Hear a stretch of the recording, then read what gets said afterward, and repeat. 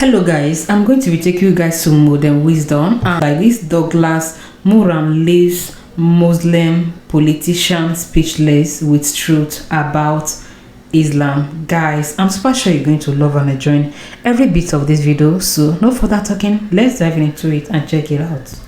Islamic extremism only comes from the Islamic religion and from followers of it. And that is an imported problem for Europe. That's a problem that we've brought in and we're now facing. You are about to see an epic debate between Douglas Murray and a Muslim politician. Yeah, the debate is around the issue of mass immigration in the West, an issue that Douglas Murray has been warning about for years. The Muslim politician starts by making certain claims that Douglas Murray will completely demolish. She dodges the actual problem of mass immigration happening in the West right now, but Douglas Murray does not hold back. Elif, you've been wanting to get in. I also want to make sure that you know that we are going to talk about terrorism as an issue for Europe, and I want to hear you, Elif, and you, Douglas, and then we're going to get on to terrorism. I mean, first, the emphasis on shared values. I think it's incredibly important. For many of my British, French friends, the entire EU debate was a primarily financial, economic debate. For us, those of us who come from the periphery of Europe, for us it's mainly a debate on shared values and the danger of losing those shared values, and the importance of having a supranational umbrella that brings people from different backgrounds around shared values, to me is very important. I do not think that nationalism of any kind can be inclusive. And we have to make a difference there between maybe nationalism and patriotism.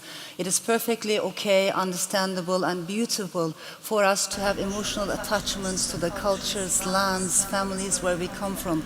But nationalism as an ideology is a very dangerous thing. And again, people coming from Turkey, the Middle East, the Balkans, we have seen the dangers of all of that. With regards to populism, nice one. With regards to populism, populists are not the reason why we are in this mess. They are there because there has been a mess in the first place. So it is the outcome of democracy in trouble. It is the outcome of a crisis. We do have a crisis that we need to talk about. And I do not think that that crisis can solely be understood by looking at economic or financial inequality. By no means, I'm not belittling, underestimating the importance of economic gaps, but we need to talk about other things as well, particularly emotions, which has been so underestimated in mainstream political theory. But I do believe that this is the age of anxiety, angst, anger. It is perfectly understandable for people to worry whether their children are going to find a job. You know, it's perfectly understandable that guys, she's right. That yes, there will be too many refugees, and to be worried about terrorism. If we do not allow them to speak their anxiety, to talk about it, if we don't have open spaces and judge them on the basis of their emotions, I think we will be pushing them towards the far right. To me, it's very interesting to see. Let's go back a few years. We had the Arab Spring, we had the financial crisis. We had the Euro crisis, Brexit, Trump. Many times, including the polls, the experts got things wrong. We need to talk about these things. How is it possible?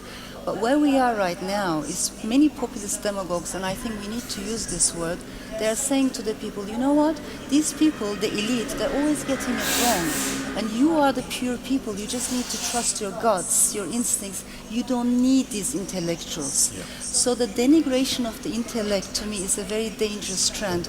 One more thing I want to add. No, we've got lots of time because we must. Guys, what do you think about what she actually said? What do you think about it, guys? To me, I think she's very, very right because because a lot of people, they are not actually talking about financial, how a graduate is going to get a job at the future. You know, there are so many fears, fear of the unknowns, especially for those people who are in school, or for the upcoming graduate, or for the graduates. Okay, because most of the times, you might be thinking, am I going to get a job when I finally graduate from school? Yes, that is a big question, and that question has been in the mind of so many people. They have been asking themselves, am I actually going to get a job after schooling, or am I going to to just use my certificate as a decoration, okay? Because there are so many graduates that don't have job. They are jobless. And they don't even know when to find a job. So I think they should start talking about all this anxiety. Yes, they should talk about them and address them properly. Guys, what do you think about this video? Please let me know in the comment section, and I would really appreciate every bit of that. Okay, so let's go on, guys. Douglas Murray is about to offer a much-needed response in a moment, but let's first highlight something she said. She keeps referring to the idea that people are reacting to the immigration issue in an emotional way and that they are just anxious. This cannot be any further from the truth. The truth is that the public has been silent on this issue for many years because they assumed that all will work out and immigrants will integrate into their culture and politicians will manage the situation well. The unfortunate truth is that politicians have not handled the situation well, and many people are now starting to voice out their concerns. Well, firstly, let me just say that there is a narrative, we've heard a little bit of it so far, that the publics of Europe are being led astray by talented demagogues.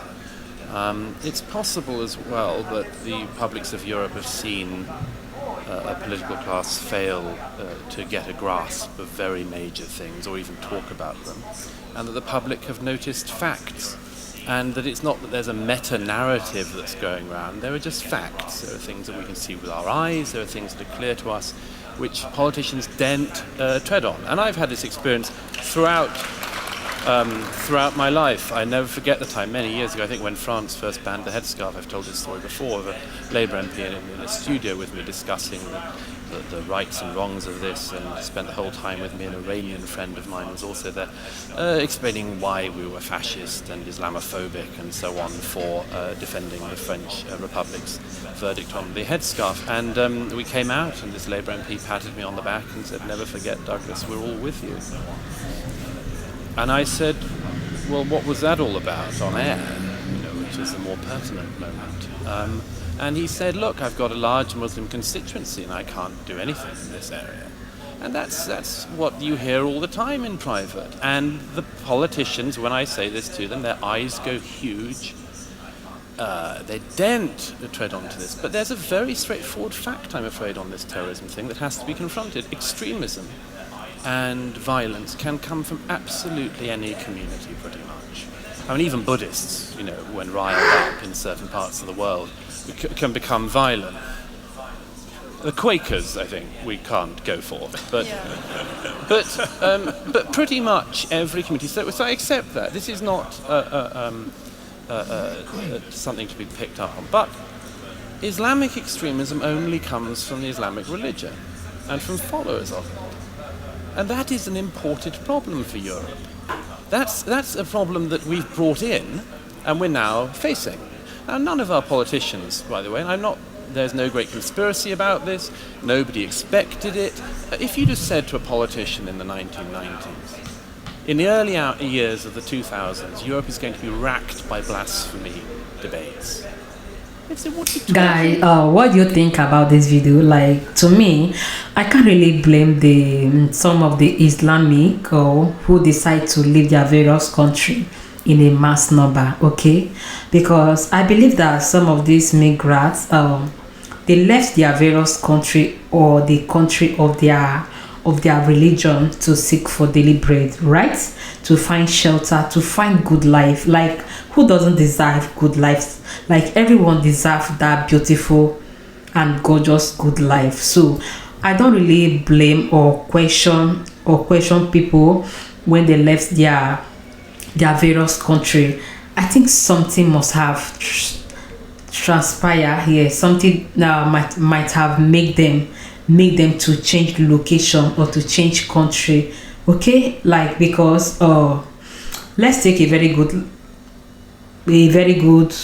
like some place like Africa, because I'm also from Africa, because a lot of Africans, a lot of Muslims, not only Muslim, including Christian, they leave their various country in search of daily bread, in search of shelter, in search of good lives, because everyone deserves that good life. Because whenever someone left his country to another country, I think something might have made that person to leave. Okay, something might have made that person to leave. Like, if my country is good enough, and I'm getting all the things that I need, I'm having that security, everything, I don't think I will leave, because I don't think I will leave. So I can't question the immigrants or the Muslims, whatever. So guys, let me know what you think about this video in the comment section. I would really like to know your opinion or your point of view over this. So guys, let's go on. When did the Spanish Inquisition return? And then we all became used to it, that there were certain things you couldn't do that were actually blasphemy in a country like this and were punishable effectively by death, by a death sentence. We all accepted that. And now we're told we have to accept the terrorism. Well, maybe we do have to accept the terrorism as part of our life, but the publics have a right to be looking at the politicians and saying, look, this is a problem you brought in. It's not only to be talked about. It's not only to be talked about as a problem, but unless we're willing to do that bit of identifying, to my mind, the gap between what the public can see and what the public know, and what the political class is even willing to whisper, will continue to grow, and that's the gap where you have to worry. Douglas Murray's anecdote about a politician who publicly criticized him but privately expressed support is a vivid illustration of a broader phenomenon plaguing Western political discourse, the stranglehold of political correctness. This phenomenon, as Murray points out, has ensnared politicians across the spectrum, many of whom recognize the multifaceted challenges posed by mass immigration but remain silent or equivocal due to fears of political backlash or being branded as Islamophobic. The impact of political correctness extends beyond individual politicians. It has permeated media, academia, and public policy discussions, creating an environment where certain opinions, especially those concerning immigration, identity politics, and multiculturalism, are considered beyond the pale. This atmosphere has led to a situation where the public's legitimate concerns about immigration, ranging from economic implications, social cohesion, cultural integration, to security, are often ignored or dismissed.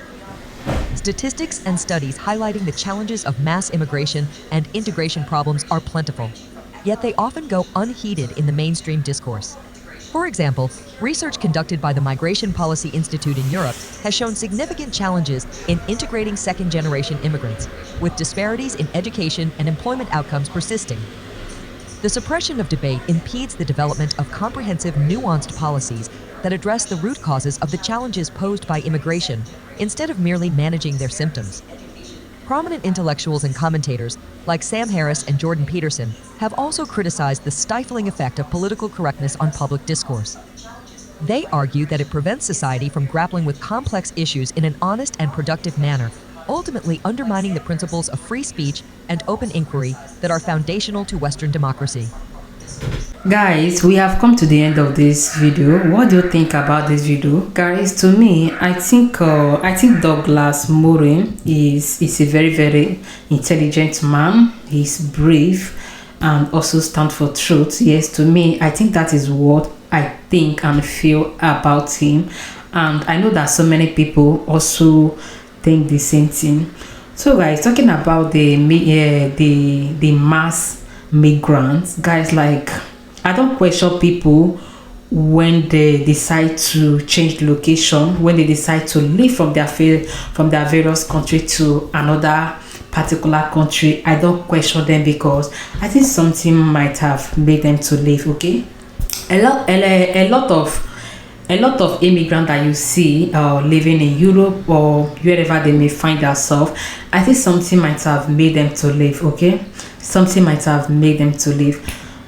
Some people live for security reasons, okay, and some people live to find their daily bread. Maybe they were not opportune to find their daily bread in their various country, okay, and they decide to leave and they decide to change a location. Like, they say the life that is good to try, okay, that it's always good to try. It's always good to, when something is not working out for you, it's always good to switch, to try something else. So probably anyone that you see that left his or her various countries, something might have transpired, something might have made that person to leave. Just like what I said, most people leave for security reasons. Most people leave for, you know, maybe no job. There is no job. Because talking about the graduate, because there are a lot of people who are still in school and they are having this fear of unknown. What is going to happen when I finally graduate? What is going to happen? Am I going to find a job? Am I going to find a good job? That has been a question in so many people's mind. And the government are not even talking about this particular thing. They are not talking it at all. They are not discussing it. They are not putting it in line. Like, I think it's high time that they should start discussing this thing, because it's very, very important. Because I believe that that if everyone feels good as his or her various country, I think they will not be living. They will not be living, and they would like to stay in their home, or in their home of religion. So guys, anyway, that is my own opinion. So what do you think about this video? Please let me know in the comment section, and I would really appreciate every bit of that. What is your opinion? Let me know your point of view, because we are all here to learn. Okay, so guys, please don't forget to give this video a thumbs up, subscribe to my channel if you haven't subscribed, and turn on your bell so you don't get to miss any of my future upload. Okay, so guys, stay tuned and see you in my next video. Bye.